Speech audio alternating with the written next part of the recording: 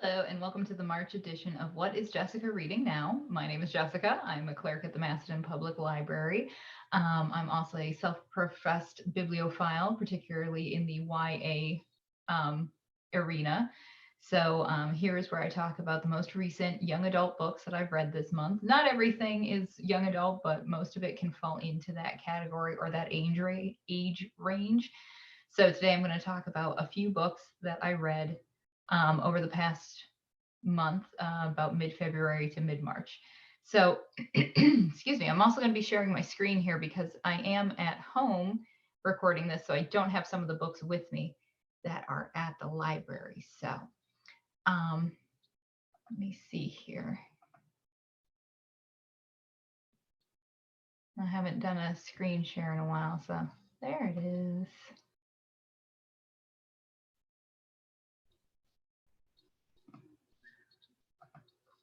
All right, so I'm going to pull up the OWL catalog here so we can see. If I can get it, here we go. There we go. So what I have here is our OWL catalog to show you some of the books that I read that we do have located at the Macedon Public Library in our catalog. The first book that I wanted to talk about was a nonfiction book that I found actually while looking for some books to put on display at the library, because March is Women's History Month. And I've read a few books in the past already dealing with women throughout history, but I came across this book called Gunpowder Girls, The True Stories of Three Civil War Tragedies. This is written by Tanya Anderson. And it's a very slim, very quick read that I found in our nonfiction section. This particular book deals with three accidents that happened at ammunition factories during the Civil War.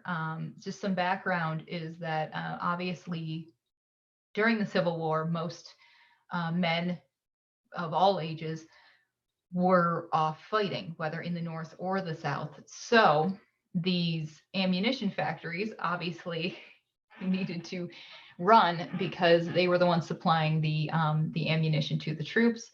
And they found that by employing young women, including young girls as young as age 10, that they could package the mini ball, which was the bullet, into the very small, they had to twist up these little cartridges, paper cartridges with the mini ball and the gunpowder.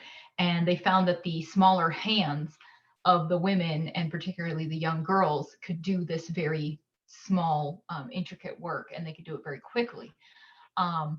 So a lot of these ammunition factories employed very young women, including young girls. Most of them were from immigrant families.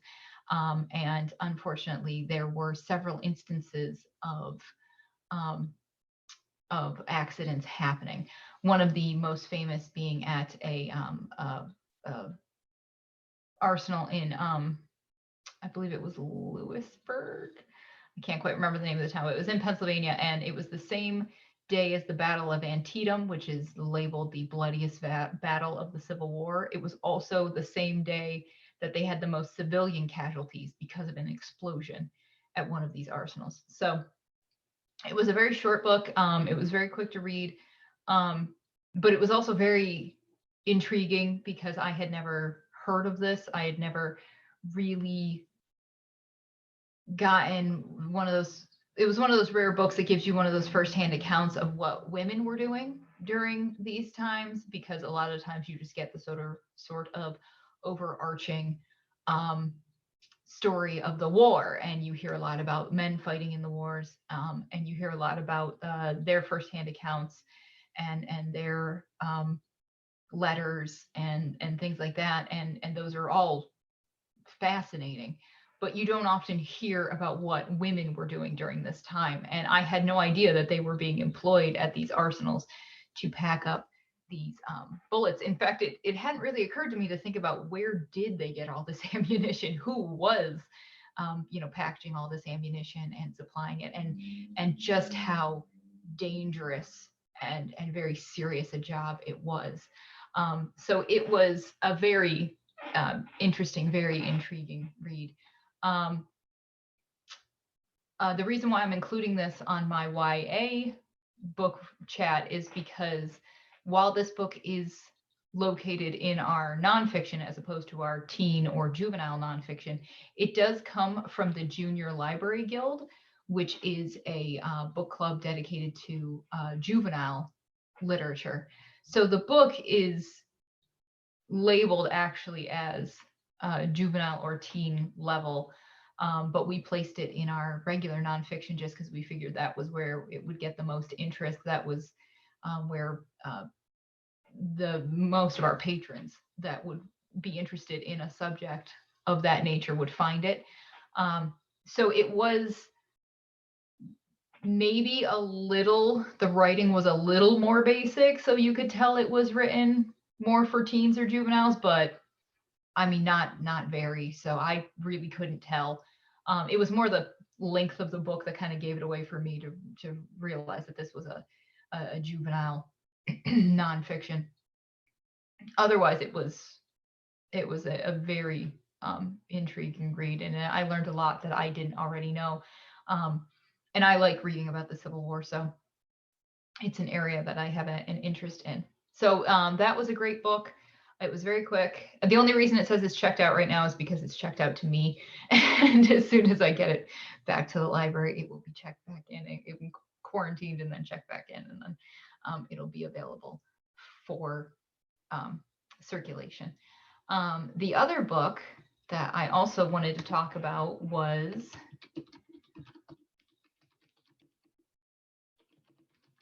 another Civil War era nonfiction that I have read in the past. I didn't read this one recently. I read this one, I would say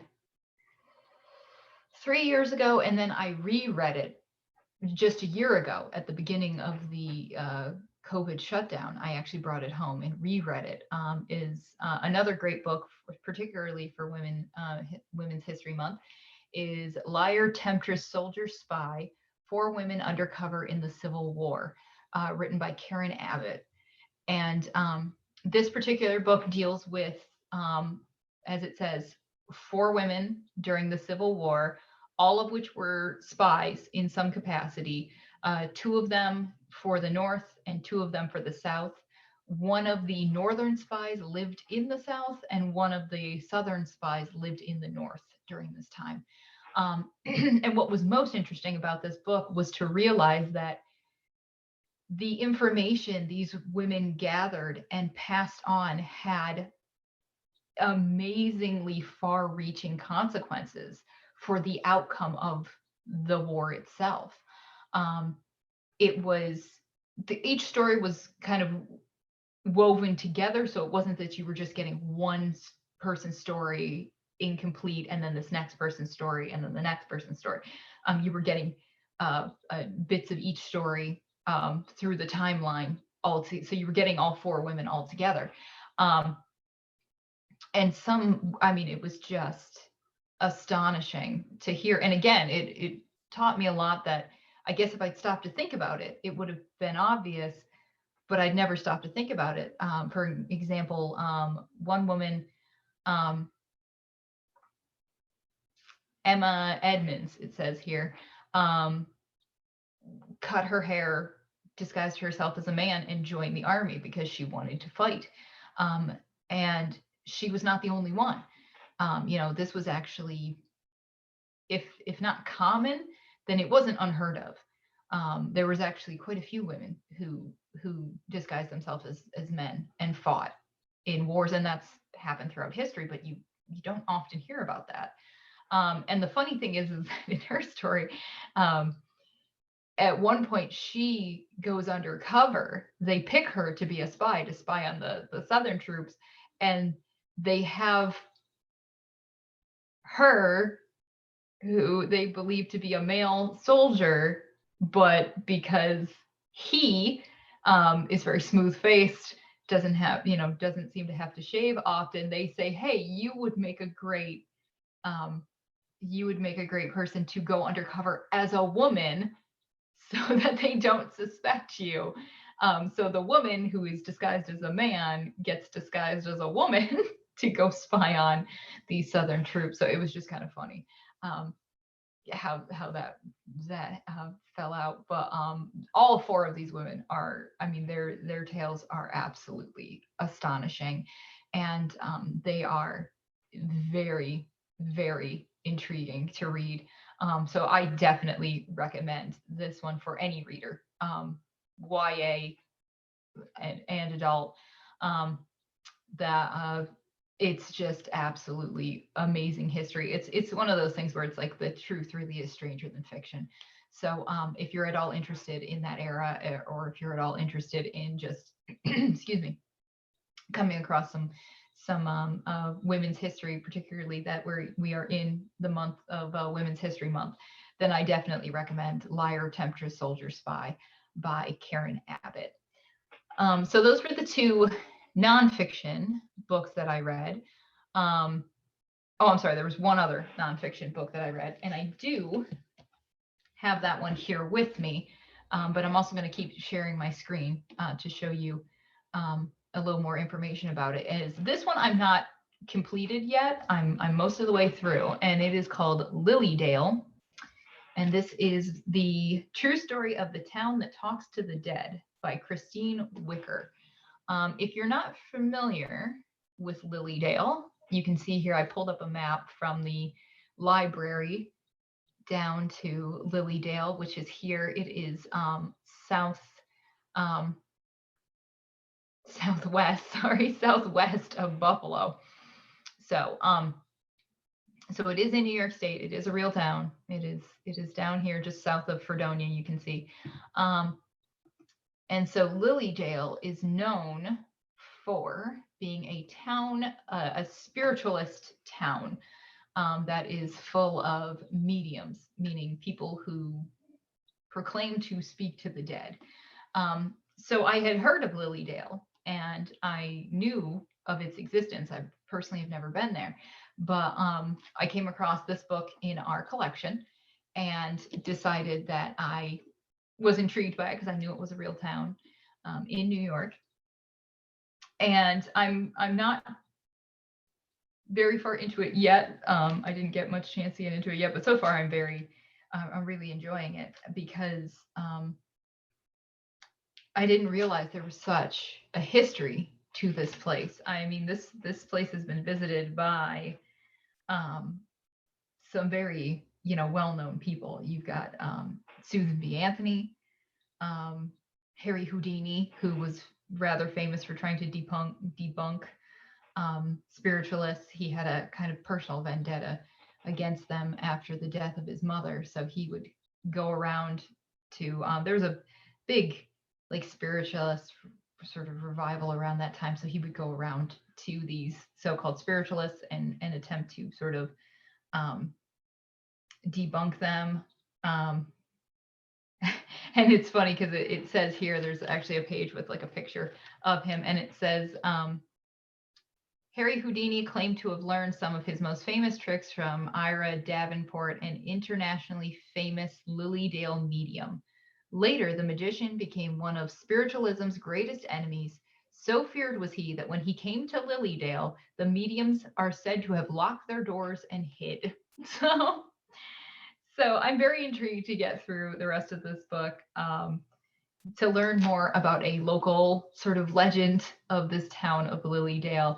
And it is said that, whether you can enjoy this book, whether you are a skeptic or a so-called believer, because it's really about how no matter what you believe, it is the belief itself that can transform an entire town, and how this town came to be what it is. And I think it's just a great story, and it is just so intriguing. It's just so unorthodox.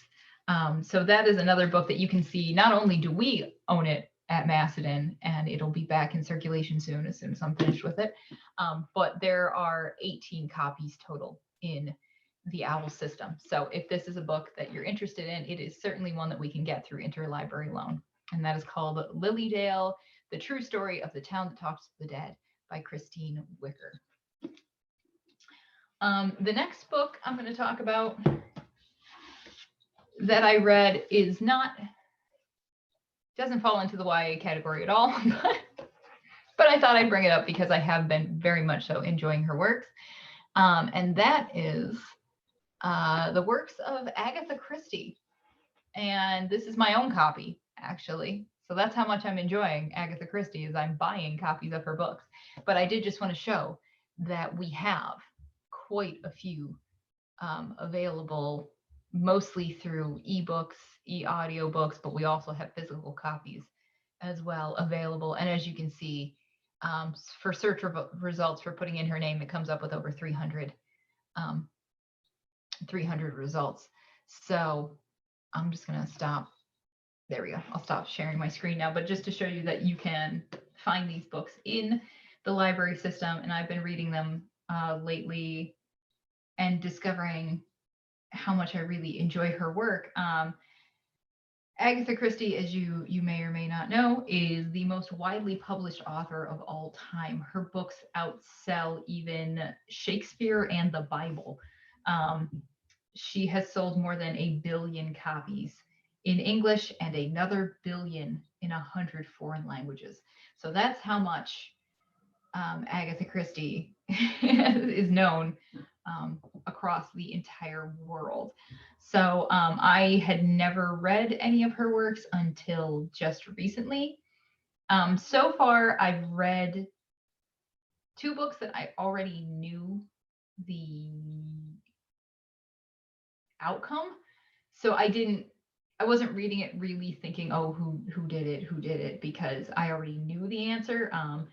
I read Murder on the Orient Express, and then I read the ABC Murders, of which I had watched. There was a Netflix miniseries with John Malkovich, which was quite good. I do recommend it. So I already knew the outcome of this one, so I was just able to sort of go along and read it and enjoy how she wove the mystery together and how it unfolded, because I already knew where it was going. So I didn't have to kind of spend the space in my head reading it, also going, wait, who is it? Although that would have been enjoyable as well. It's just I happen to have already known the outcome of this one. Another book of hers that I read recently, these are Murder on the Orient Express and the ABC Murders are both Hercule Poirot mysteries, though. So she has a detective that she wrote over 30 books for about a detective character that she created called Hercule Poirot.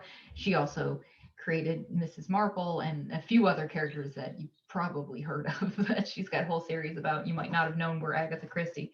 But I also recently read And Then There Were None, which is a standalone that does not have a detective at its center. And that one I did not know the outcome to. So that one I was really the whole time going, I think it's this person. And then something would happen. No, it can't be that person. No, I think it's this person. And it was just a lot of fun. She really is a master at what she does. And you can see they're quite thin. So I usually read these in about 1 to 2 days. And they're so much fun. And I tend to read them in between other books that I'm reading, because it's almost like a little break. It's just a fun little vacation. So I definitely recommend this. And this can also be something that can be enjoyed by anyone. Maybe not children, obviously, but young adults readers and adult readers. I think that Agatha Christie can really be enjoyed by late teens through any age. So that's why I brought it up here.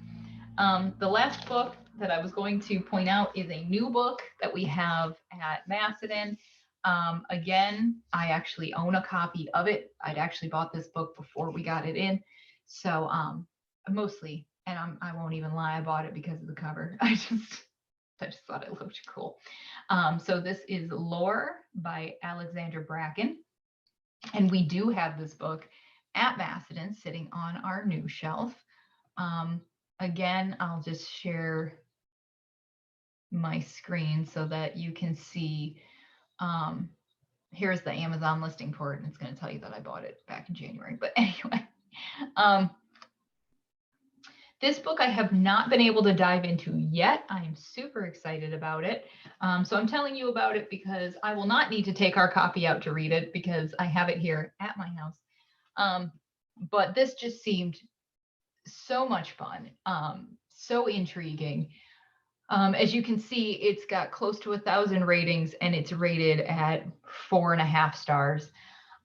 It just seemed like a more in-depth, little bit more like grown-up version, almost in the vein of Percy Jackson, which I read to my kids and I enjoyed, but that's definitely a juvenile series, whereas this takes Greek mythology and brings it into an urban fantasy setting. So the basic premise is that every year now there is this sort of event, or not every year, sorry, every 7 years, there's this event that happens as punishment for a past rebellion. It says 9 Greek gods are forced to walk the earth as mortals, hunted by the descendants of ancient bloodlines. Because if they can kill a god, then they gain their power and their immortality. So it's kind of a mixture between the Greek gods that we've all learned about in school and those ancient heroes, their bloodlines fighting to take those gods out. And so at this point, there's only a few gods remaining, and there's some of these strong bloodlines. And at its heart is our protagonist Lore, who has fled this world and wants nothing to do with it, but she is, of course, drawn back in when a childhood friend of hers, who she believed to be dead, and a gravely wounded goddess Athena seek her out to make an alliance against a mutual enemy. So it just seems like it's just going to be one of those nonstop type of books with a lot of action, a lot of intrigue. Also, it's just got that, it's taking that Greek mythology and bringing it into the modern day world, which I absolutely love. I'm a big fan of Greek mythology. One of the books I read this month I didn't bring up because I own a copy, but we don't have it in the catalog. So I don't even know why I'm talking about it, because I'm just teasing you about a book that you can't even get.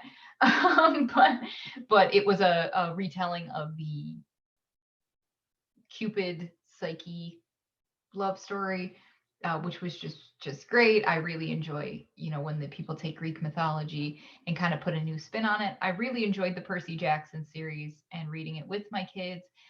It is a juvenile series, but it can be read by anyone. So that's another series that you can dive into if you're also interested in retellings of Greek mythology. But this one here, Lore, it just seemed like it was just going to be so intriguing and so much fun. And we do have it on our new shelf at the Macedon Public Library, and it is available, and you don't have to worry about me taking it out because I've got my own copy. So that's just one I wanted to highlight for you. So I hope that you enjoyed this rendition of What is Jessica Reading Now. There's a couple of books for you, a couple of nonfiction, particularly for Women's History Month, as well as some fiction to dive into. I definitely recommend, as I said, anything by Agatha Christie. Just seems to be well worth the hype.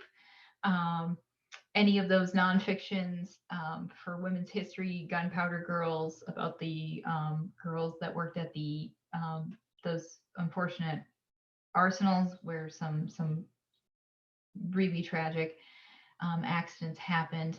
But it kind of highlights how women are also part of these wars. They didn't just, sit at home and wait for soldiers to come home, that they were active participants and a, a big had a big influence on the war. Liar, Temptress, Soldier, Spy by Karen Abbott, about the 4 women who were spies, 2 for the North, 2 for the South, and the information they passed on had far-reaching, amazing impacts on the outcome of the Civil War, which was just astounding to discover. So that one I definitely recommend.